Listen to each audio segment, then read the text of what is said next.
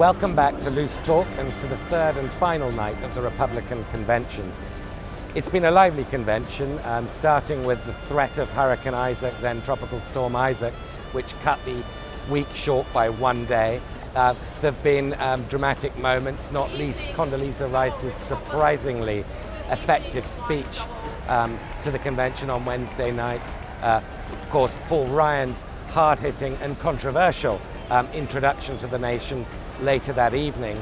And then the classic soft-soaked familial moments, most notably Anne Romney's address on Tuesday night, in which she spoke from her heart about all our hearts and indeed about love. So by the standards of these quadrennial affairs, it's been pretty good value for money.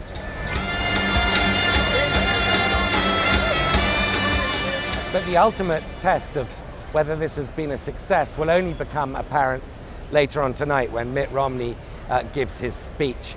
Only after that, after what of course is the biggest speech of his life so far, will it become clear whether he's succeeded in humanizing his robotic image with the American public and whether he's achieved that all-important test of getting a bounce in the polls that all nominees have come to expect as their due from these grand conventions. As you can see from behind me, delegates are streaming in already to this convention. Now, I might be making myself a hostage to fortune, but I'd bet that some of the other speakers on tonight's roster, notably Clint Eastwood, but also perhaps Newt Gingrich and Jeb Bush, even Marco Rubio, could outshine the former governor of Massachusetts. For those of us who've sat through every minute proceedings over the last 72 hours, it's a very different vision than it is for most Americans, who are only going to get at most an hour or a few minutes worth of exposure to events this week. I'll start it, you finish it. Go ahead.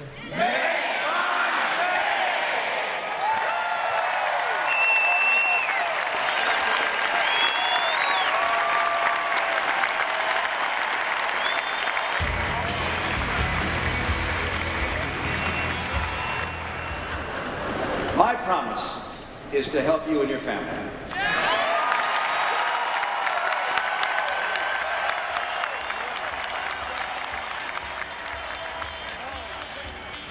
So with the balloons still popping behind me, you can hear the end of the Republican convention.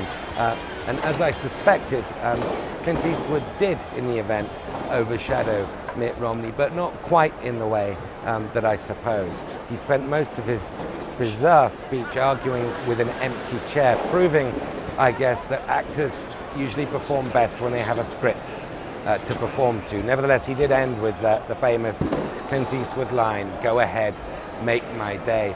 As for Mitt Romney's speech, well, it was a speech by Mitt Romney. It was a pretty flat delivery. There were one or two rhetorical high points.